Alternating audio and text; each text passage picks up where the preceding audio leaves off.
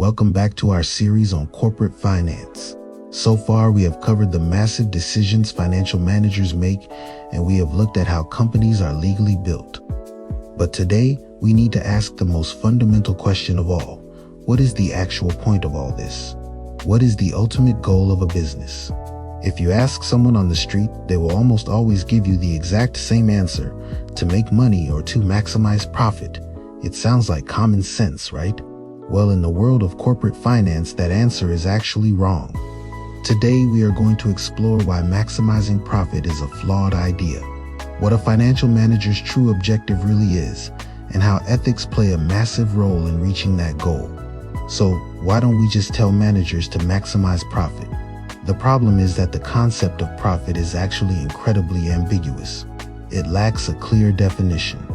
Let's look at a real example of why chasing short-term profit fails. Blockbuster Video in the early 2000s. Blockbuster was making massive quarterly profits, heavily driven by billions of dollars in customer late fees. It looked great on a spreadsheet, but by squeezing customers for short-term profit, they completely alienated their user base and ignored the long-term shift towards streaming. Because they focused on immediate paper profits rather than building long-term value, they went completely bankrupt. A manager could easily maximize this month's profit by firing the entire research and development team, canceling all advertising, and selling off the company's best equipment. Sure, the profits for this quarter would look amazing, but within a year, the company would be completely destroyed. Second, there is a massive difference between accounting profit and actual cash flow. You can record a massive profit on an accounting spreadsheet because you signed a giant contract.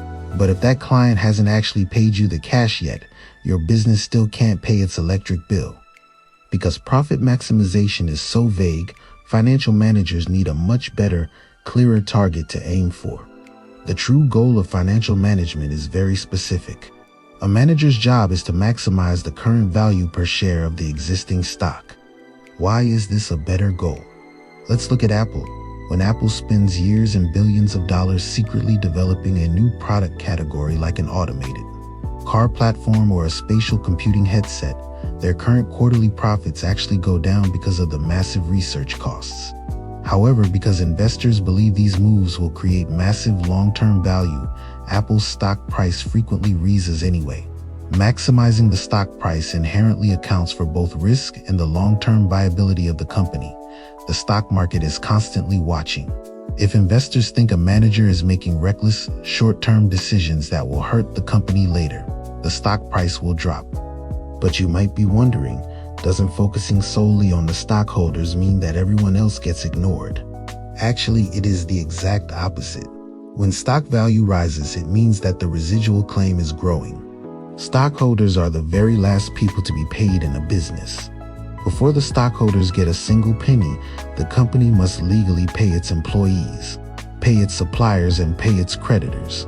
Therefore, if the leftover portion, that residual claim, is growing, it implies that all the other stakeholders are already being paid successfully. It is a massive green light signaling that the entire business is healthy. And this isn't just an American concept. Whether you look at Sony in Japan, Nestle in Switzerland, or BP in the UK, this primary goal of value maximization remains the exact same internationally. Now, let's address a huge myth. Does maximizing stock value mean a company should cheat, lie, or break the law to get ahead? Absolutely not. Unethical behavior completely destroys financial value, and the ultimate example of this is Enron. In 2001, the energy giant Enron was exposed for using fraudulent accounting tricks to hide billions of dollars in debt, while faking massive profits. The moment the public found out they broke the law, their reputation shattered, customers fled, and their stock price plummeted from $90 a share to less than $1 in a matter of weeks, bankrupting the firm. Unethical behavior creates massive financial risk. If a company acts unethically and gets caught, it faces devastating lawsuits and a massive loss of its reputation. Therefore, to truly maximize value over the long run, a business is essentially required to act ethically.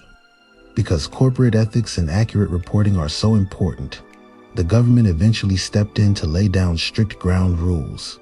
in 2002 as a direct response to scandals like Enron. A major federal law called the Sarbanes-Oxley Act, often called SOX, was passed. This law requires companies to maintain much stricter internal controls and forces top executives to personally sign off on the accuracy of financial reporting standards to protect investors from fraud.